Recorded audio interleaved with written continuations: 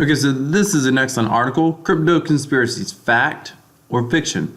Now, I love this article for a few reasons, but let me just go ahead and read through here, and this is awesome. It's well written, by the way. Let's just read what it says. Cryptocurrency was born in mystery, and much of its young life thus far has been enveloped in the same enigma which followed its anonymous creator.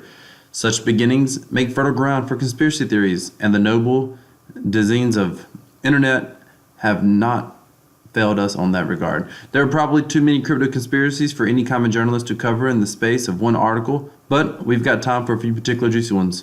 Before you go reaching for your tinfoil hat, be aware that some of these are tinged with the shadow of truth. Oftentimes, the theater of the conspiracy theory distracts from the real issue at its core. Bilderberg Bitcoin conspiracy. This one has a few moving parts, but it can be summarized thus: the Bilderberg Group are really the ones behind Blockstream and the Lightning Network, and are responsible for crippling Bitcoin, so they can then control it via their own private methods. If you remove the Bilderberg aspect from this equation, then what you have is a fairly reasonable complaint, depending on how you view it. You could easily make the case that Blockstream's handling of Bitcoin has been poor, and big questions still remain over the Lightning Network's ability to be truly decentralized. Even back in 2016, community members were voicing their concerns. These Blockstream paid Bitcoin developers are enforcing a limit on how much information can be transacted in Bitcoin. This is limiting the number of transactions to just 3 per second, approximately. Blockstream is currently developing a solution to this problem called the Lightning Network. This solution is to be placed on top of the crippled Bitcoin network to allow it to scale. Blockstream will monetize the Lightning Network in the form of fees required to use their service. So where do the Bilderbergs come into this? Well, in 2016, then president of AXA, Henry D. Castries, invested $55 million in the Blockstream project. However, Henry was also the president of another group. Guess who? The Bilderbergs. Another source of Blockstream funds was Digital Currency Group, which was headed by then Glenn Hutchins. Hutchins is also on board of the directors for the Federal Reserve. So if we follow the money trail, then one could easily draw connections between the mainstream financial elites and Bitcoin. Financial institutions have slowly started to dip into the crypto pot in recent years, and the downside is they bring their own methods along with them. Such shared interests and investments are common in the everyday business world, but crypto was supposed to be open source, community driven, and decentralized.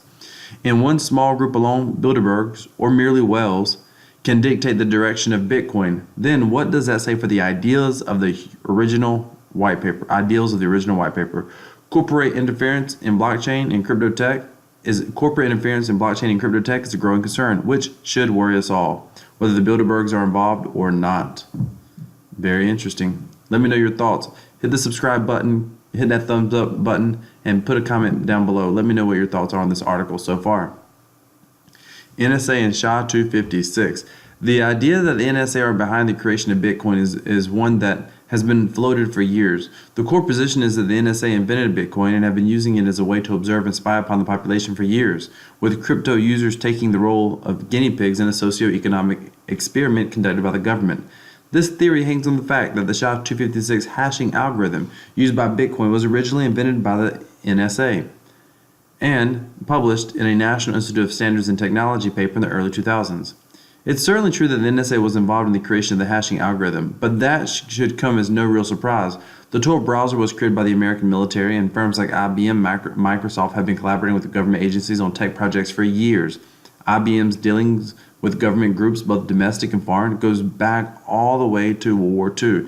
In fact, fun fact, did you know IBM actually created the early adding machine, i.e. early calculator that Hitler used to calculate the number of people in concentration camps? Now tell me that's not crazy. While it's no stretch to imagine the government running rampant over basic human liberties, it's also important to remember that governments want good cryptography to exist just as much or more than everyone else.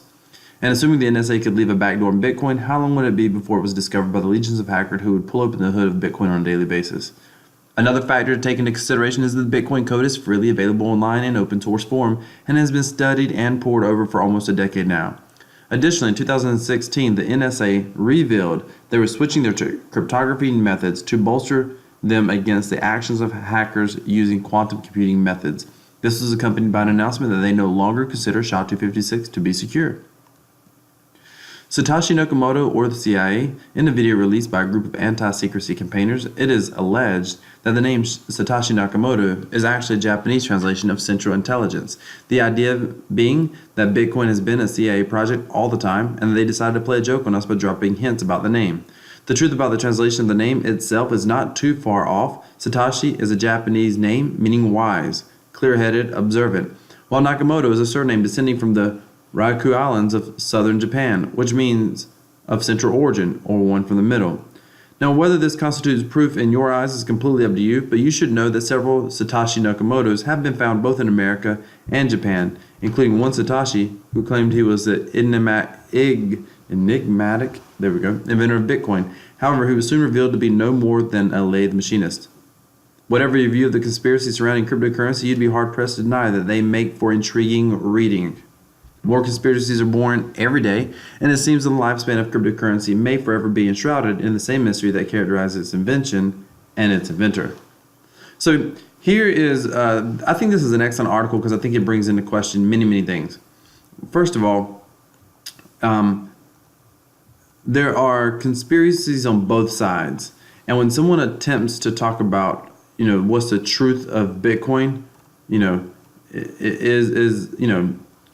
what is the truth as far as I've read, Bitcoin was a creation of the government, blah, blah, blah. Then, of course, there are those that believe, Bitcoin and cryptocurrency is designed to basically usurp centralized authority in a decentralized way. And people are very strong on both sides. Here's what I'll tell you. You have to look at the facts. Are conspiracies real? Well, I don't know. You decide. Think about this for a minute. Outside of North American governments, most every major government, would you agree that most every major government in the history of the world, all the way back to the Romans and beyond, medieval times, the whole nine yards, do you believe that at times the governments have had secrets that they have held back, kept, or had to hide from the general population for whatever motive? The motive could be some sort of national security, but they've had to hide them from the general population. I think you would agree that most governments at some point have had to hide facts or truths or create conspiracies or conspire against their own populations for many reasons. Some could be very noble and some could, be for political and powerful gain. However, if you understand that, then the question you have to ask yourself is, in North America, are we so naive to think that our own government could not be conspiring against us in any way or for any reason necessary for political, powerful, or protective national security reasons? I think it's fair to say probably a little bit of all that have occurred at some point or another. All you have to do is look at the different types of election stuff that's happened over the past several years, everything with the Clintons, stuff with the Bushes, all the way to, even, Trump. Obama, are we seeing the fact? Do we see the facts as normal people? And I don't think we ever have the full story. So here's what I say to this. You can see that cryptocurrency is definitely a decentralized network. You can see blockchain is fascinating. You can see corporations using blockchain technology all the time. I always say that this place is risky, but where is it going? Where is it going? Even if the government wants cryptocurrencies to succeed, as someone who's buying into the space, for example, my general thought is cryptocurrency is decentralized. That's why it's beneficial. It's a third-party platform. That's why it's beneficial, et cetera, et cetera. That's my general theory, and that's where I kind of come from when I'm making investments and buying coins and buying Bitcoin, et cetera. But if I'm wrong and the government somehow secretly wants Bitcoin to succeed in some way, then I'm still right. That still is going to financially be beneficial for me. It would be a bit of a letdown because I feel like I'm in a cutting edge technological space here that has some very interesting ramifications that I think are very good for general populations all over the world. But we'll see. We will totally see. I think to discount any quote unquote conspiracy theory just because it sounds crazy, I think everything, you have to take everything with a grain of salt. Fact or fiction, whether you think it's fact or fiction, you just have to take it with a grain of salt. A while back I had a video with John McAfee was talking about Edward Snowden, and he talked about how one of the things that he said is, how do you know Snowden is not part of the disinformation campaign by the CIA? How do you know he's a true dissenter? How do you know he's a real whistleblower? And one of the questions that he posed is, under what reason would you be in Hong Kong, which is where Edward Snowden started at? Would you go from Hong Kong to Russia when you're trying to get to Ecuador? Why would you not go from Hong Kong straight to Ecuador? And even if you had a layover, why in the world would you layover in Russia of all places? It's a great.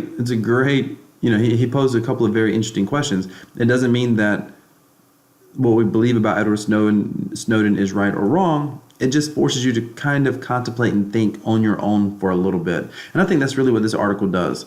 It doesn't, point out anything as a truth conspiracy, but it does show you that these conspiracies that you hear, what you think is, you don't have to wear a tinfoil hat to recognize, hey, there's enough truth here that who knows? Who knows what the real truth is? Hey, it's totally fascinating. By the way, stay tuned for one of my upcoming videos. I've got something really crazy going on right here with Crypto Browser. I'm going to have to show you this. You're not going to believe it. So stay tuned for one of my videos upcoming and find out how I'm getting exponentially more Bitcoin, and it is growing by the day, and it is totally passive. But thank you so much for watching. Hit that subscribe button, hit that thumbs up icon, and leave a comment below. Tell me what you think.